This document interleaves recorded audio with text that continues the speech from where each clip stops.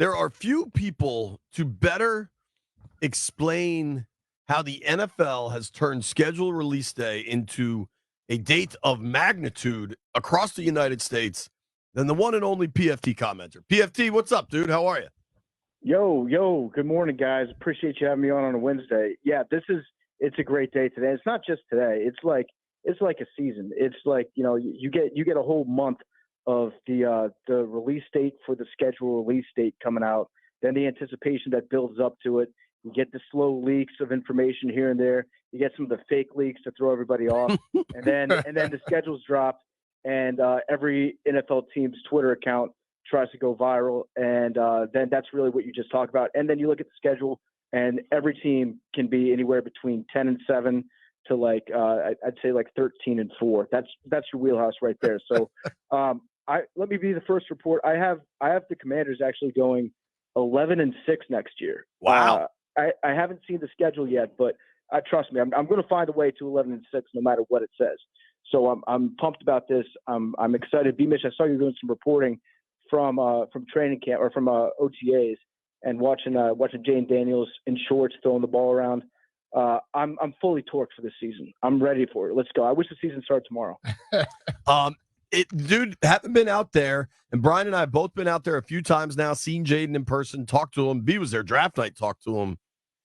There is a growing excitement, energy with this group, and obviously Jaden can make the biggest difference. But one thing B has said repeatedly is that this coaching staff really kind of fell off a cliff last year as guys were fired and guys' contracts expired. And I put a lot of that on Dan for not backfilling. Like, they just had an undermanned staff in a lot of ways. But as somebody that's not here but loves the team, how excited are you for the new staff? Have you come around on these dudes now? All right, so I don't get all the local news like you guys do. You guys here, you probably spent like a week and a half talking about Dan Quinn's T-shirt, which I love. Like that's pure, local sports talk radio. I love getting into nitty gritty with that stuff. So I don't get to absorb all of that like you guys do. I'm out here in Chicago, so everything is Caleb Williams this, Caleb Williams that. So what I've just started to do is listen to Chicago local sports talk radio, and I've got like a mental find and replace in my brain where when I'm listening to the radio, every time I hear the words Caleb Williams, I just substitute in Jaden Daniels for that, and I get excited about having a new quarterback of my own.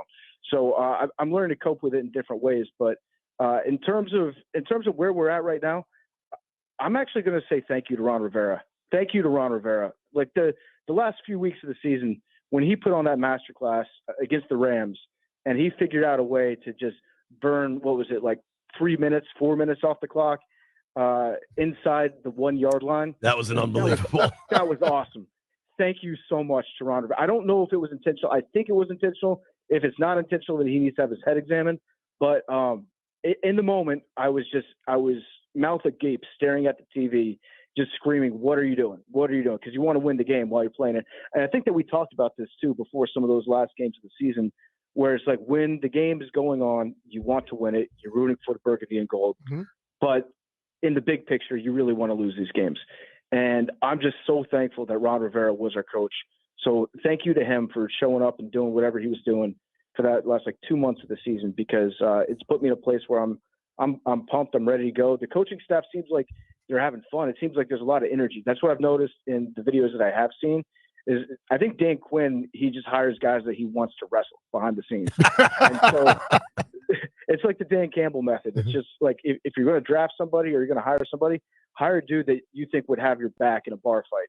And I feel like that's what Dan Quinn's up to. And the videos that I've seen coming out of the optional practice or the rookie drills seem like there's a lot of guys on the team that want to put on pads and step out there. And I like that energy. It's like a complete 180 from what we were dealing with last year. I know it's early, but what do you think would be the biggest difference with this team this year, based off of the things you've heard? Biggest difference. I mean, I'm hoping that the water works inside FedEx Field. I'm hoping we figure out the shower situation. Although, think about it this way: Tom Brady's hinted at maybe coming back. I know we got Jaden. Maybe, if we want to let Jaden sit for a couple games and learn behind one of the best. Tom Brady hates taking showers with his teammates. So get him into FedEx Field. He's going to love that place, and they'll be ready to go. But I think that everything about the team is going to be so different. I can't even pick one. I'm watching a lot of highlights of all of our second round picks this year. I think that our secondary has a chance to be a lot better. If you watch what happened in Dallas and what Dan Quinn's able to do with that defense, obviously Micah Parsons, he's a big X factor. He's just wrecking shop there. But everything about the defense is designed to put the defensive backs in winnable situations. You know, last year we had Forbes trying to cover some elite receivers one-on-one downfield. We know how that turned out. Not good. Part of that, on Forbes, he didn't have a great rookie season, but I also think a lot of that is on the defensive scheme and having Dan Quinn running the show back there. I think it's going to be great for him. It's going to be great for Mike Sandstrill. How do you pronounce his last name? I want to get that right because he's my new short king. Sandstrill. Sandstrill. I think it's going to be great for him. So the young secondary, I think, is going to benefit a lot from Dan Quinn's scheme that he's got drawn up. I'm excited for everything across the board. I'm excited for everything except right now. The only thing that's bumming me out about DC is listening to BMitch's commute into work this morning, driving over horse poop and all that. JP had to avoid the horse poop. When I got here, the horse poop was gone. Just the traffic was crazy. But you talked about the energy, PFT, and we're talking to PFT Commenter on the BetQL guest line. You can follow him on X at PFT Commenter. They have a little drill they call bags or something like that, where they go through these agility drills at a rapid pace with all of the coaches right there involved, and they're yelling and screaming. And I'm telling you, I was out there Saturday, and I damn near ran on the field because it hyped me up so much. So I'm seeing a different energy than I've seen in a long time. Yeah, I like hearing that, and especially a bunch of the alum people that used to play for the Redskins or the football team, or even some former Commanders talked about being invited back to practices, get involved this season, going to games.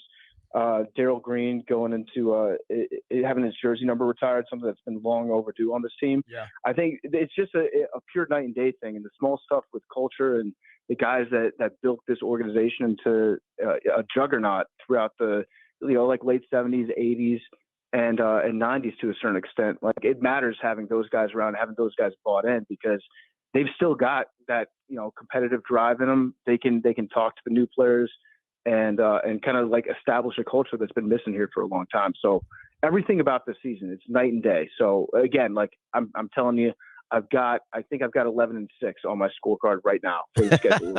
I love it. And but the big question is going to be like, are we going to get another Thursday night game against the Bears? That feels like a tradition at this point. Feels like they have to. It's against the Eagles this year. Oh yeah, you think we're getting a prime time against the Eagles? Supposedly, I think up there, week 11. Yeah. Okay.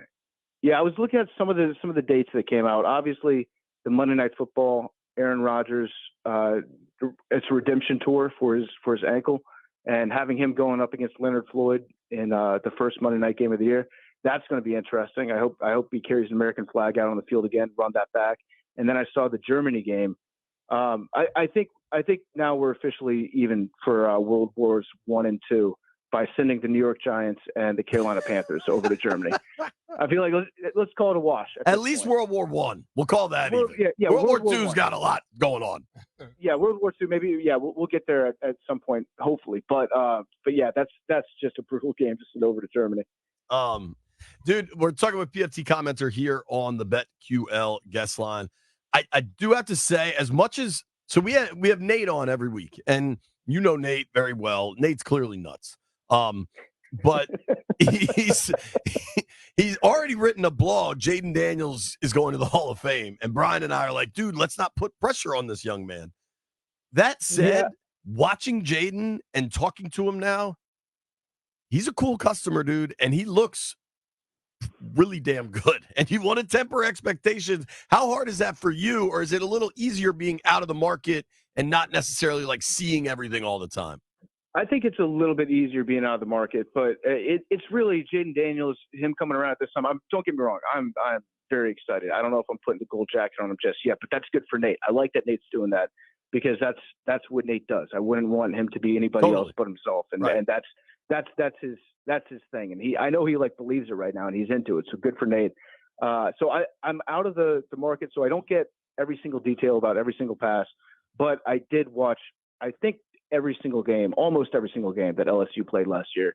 And I mean, this guy's awesome. He's really, really good. And my expectations not just with Jaden, but just the future of the franchise could not be any higher than they are right now, which is, I fully recognize I'm setting myself up for some serious heartbreak here. But I mean, there's just everything feels different. And like Dan Quinn, I'm even at first when we were going through the coaching search process, and I was, listing out the guys that I think that I would have liked in DC. Dan Quinn was, I think he was for the record, he was number 1, just in case anybody asked. but I think in reality, he was like number 4 or 5 on my list. But again, I'm an idiot and I sit on the couch and watch football. I don't play football. So I could very well be wrong about what my desired order of coaches is in an off season. But everything I've seen from him and everything that I've seen players say about him makes me think that he's actually a good fit right now for this organization and where we're at right now. So expectations could not be higher for me. Dude, I totally agree, honestly, that wasn't wowed by the hire, but the people around the league that reached out to me as the process was going on, and this is coaches from all over the league, unsolicited too. Like they texted me just to say Quinn is the perfect leader. He's the perfect guy to kind of change that thing over. And I found that like really interesting. And so far seeing it, listen, man, right now, what I always say, if you look ugly in your senior prom photos, you're just ugly. Like right now, everything should look good, right? Like it's May. Nobody's fumbled or thrown an interception or bungled a challenge call, but the vibes are really good out there. And I think Quinn is a huge part of that.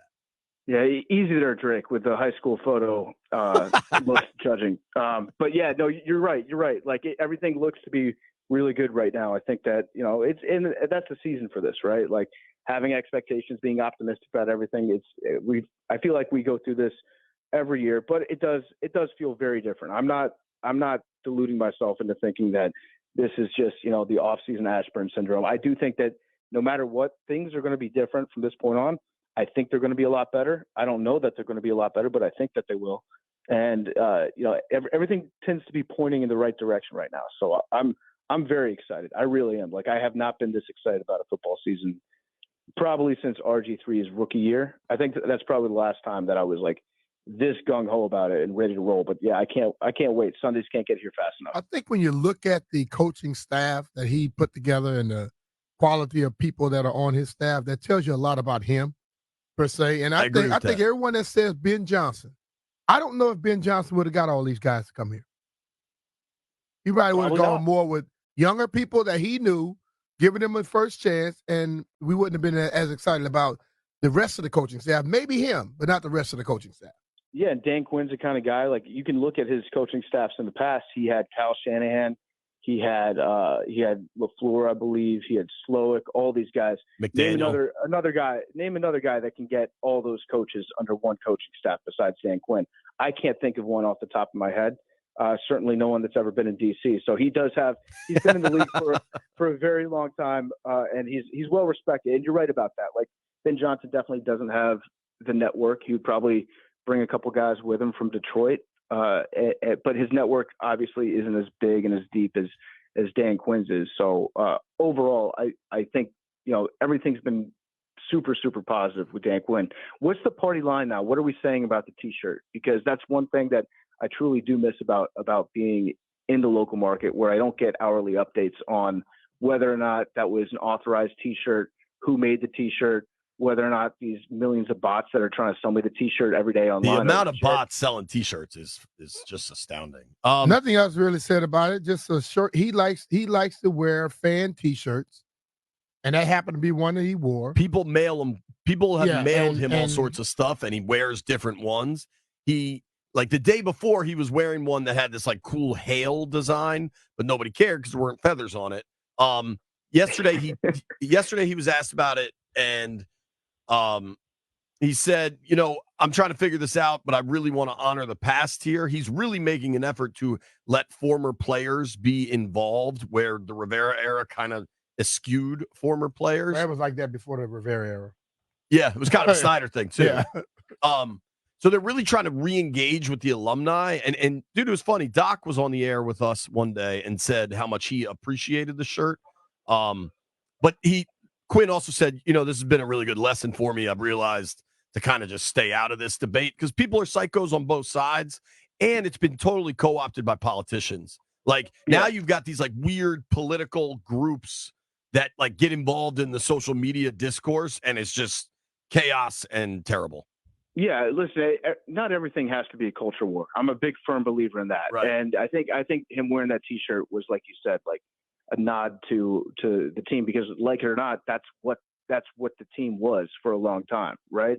And so it's about those older guys and some of those traditions, which I think his heart's definitely in the right place. But I'm definitely going to send Dan Quinn some T-shirts now that I know that he just puts on fan T-shirts. We're gonna fill up his inbox with a lot of stuff over there.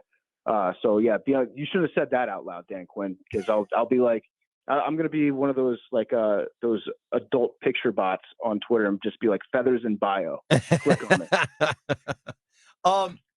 Dude, so I asked the fellas here this. I'm curious for you, because I know you guys are always streaming and everything, but for you to watch Commanders games is a little more of a commitment being out of market. You at least got to get DirecTV, or maybe you just, watch it at the Barstool office, whatever. Do you fear the primetime games, or do you want them to have primetime games?